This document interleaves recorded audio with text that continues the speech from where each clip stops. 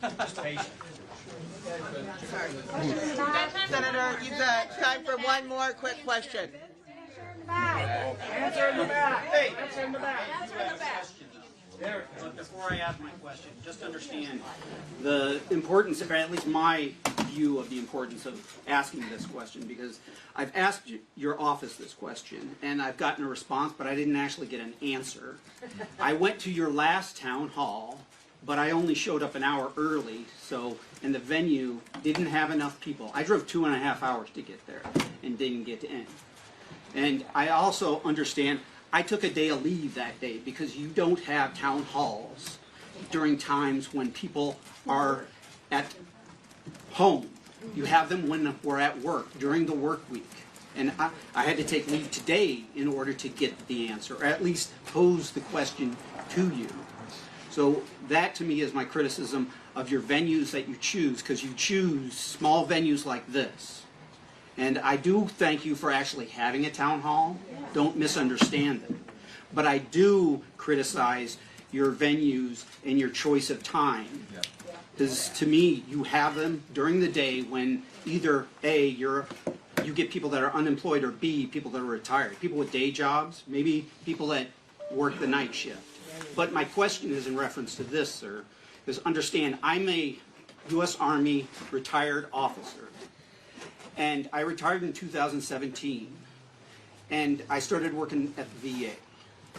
And this year, after the inauguration, thus far, I've seen our president.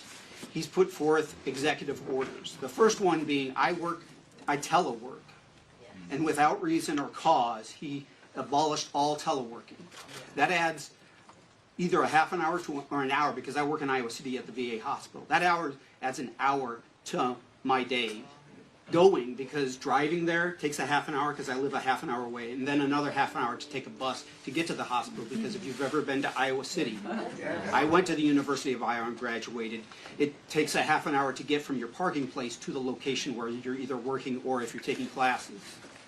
And that would add 2 hours every day for me. I would work 4 days every week, Monday, Tuesday, Wednesday, and Thursday at home, and I would work in the hospital Friday. So now, because no reason that I know of other than your fellow Iowa senator who pushed the narrative that the people that work for the government are lazy and are sucking the tax dollars from the American people, and it pisses me off as a veteran and as an employee of the VA at the hospital there.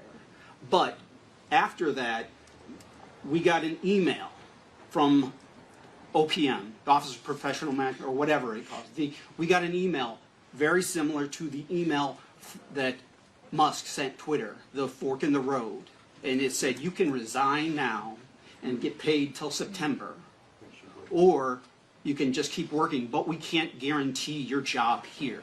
And that went out to every single federal employee in the executive branch. I know it went out to some of the judicial branch people, but it didn't apply because they don't fall underneath it. And how many staffers do you have here? I'm sure they didn't get it because they're not in the executive branch. But all of us, GS and wage grade employees that work in the federal government, we got that.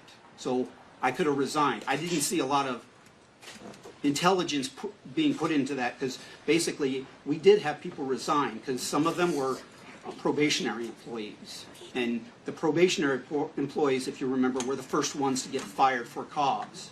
But it was done illegally. And they got fired. One of my fellow workers, she resigned so she could get paid till September, which doesn't make sense to me.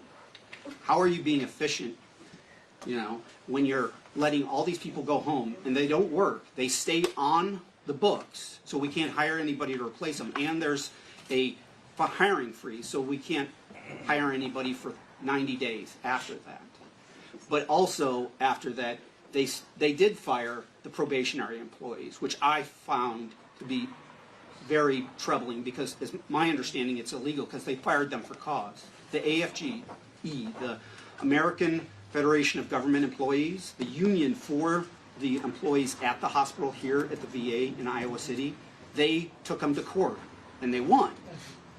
But shortly after that win, they had to hire those people back, is my understanding. Because even at the hospital here, they got fired. They got let go, which decreased the staffing there. And as a veteran, it pissed me off. But after that, the president put out an executive order nullifying the collective bargaining agreement, basically the contract that the federal workers have, protecting them from being summarily fired for no reason whatsoever, which I find, to me, I'm like, you just dissolved my protections as a federal employee, and you're dissolving it for all the people that are working at the VA hospital there. I'm a veteran. I go there for medical service. I find it highly suspect, and I believe it's illegal. But I haven't heard anything from any of my senators, my 2 senators, and any of the House reps, the 4 that are here in Iowa, the one that works for me, because I've asked all their offices, both you, Ernst, and Miller Meeks, and heard nothing from them. I understand impeachment, but impeachment not just of the president and power of the purse is one of the other things that Congress can do. But you don't have to impeach the president. You can impeach others. You can impeach any of the people within the cabinet, is my understanding. Maybe I haven't read the Constitution as much as you have, and maybe I don't understand it because I don't speak the old stuff. But when you have a president who puts an executive order and somebody removes my working privileges as a labor union employee, and he does it under the auspice of national security, because when you read the executive order, it says national security. And I mean, I'm just a retired major from the U.S. Army with a master's in Homeland Security. I don't think my job as a clerk in the business office of the VA constitutes something that needs to not have protections as a labor person because of national security. I used to work in a vault, but maybe I don't understand it. I'm not the president. But my question to you is, what do you think is, because I see it as illegal, and I see my representatives, the people that are paid to represent all of these people, because Iowa, as a senator, the majority of people here are not registered Democrats. The majority is not registered Republicans. The majority is not registered anything else. They're Iowans, and your job is to represent all of them. And I'm getting sick and tired.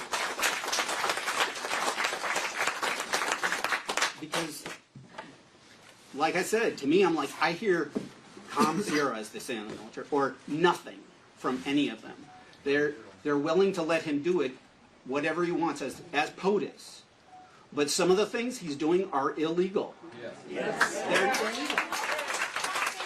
In the past, I try to make myself understanding of what's going on, and I engage with the politicians that are elected to represent me. I don't want the job, but I do engage with them because, to me, they need to be held accountable.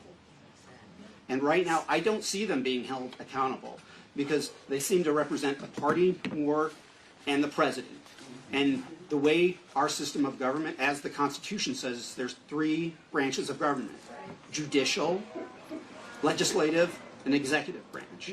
And your job is not to make sure he gets everything in his agenda done, whether or not he's a Republican or he's a Democrat. Your job is to represent every Iowan in here. If they're not Iowans, I don't know about that. But do your job. And I say that, my question was basically, what are you going to do about it? Because I find it to be illegal, an illegal executive order. And I've heard people say, well, that's for the courts to decide. The problem being, though, is that he fired people. That didn't work, so he got rid of the collective bargaining agreement that protected those people that he fired. So now where's my course of action? If he gets rid of the union, which is the group that took him to court. I don't have a lot of money. I can't take him to court if I lose my job because he wants to fire me for cause, even if I don't have cause. So what are you doing about it? That's my question. I know it took a long time and we're past our time here, and I apologize, but I took the whole day off.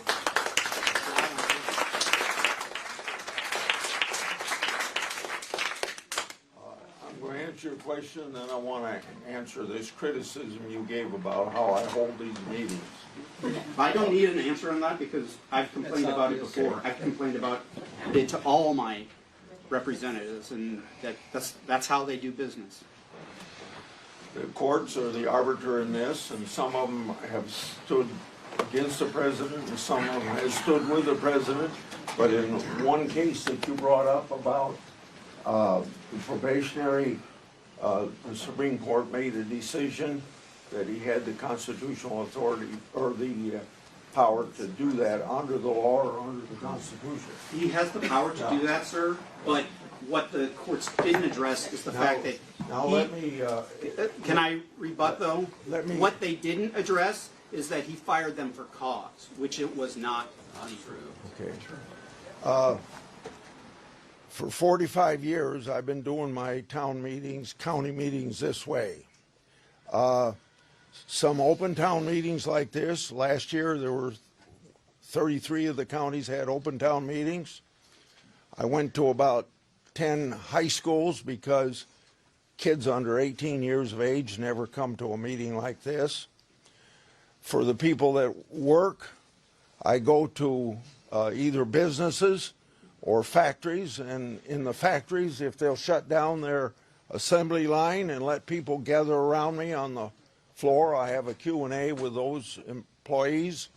I go to 2 or 3 hospitals a year for the reason that hospital people can't come. And I've been doing it this way for 45 years, and over the course of going to high schools, open town meetings, yesterday there was a Farm Bureau county had me in for their members, and hospitals and all those things. I hope I get a cross-section of the population. But if I don't get a cross-section of the population, when you add it to the emails I get, already in 3 months, we got more emails than all of last year, as an example. As an example. And that's the way we do it. Now, I thank all of you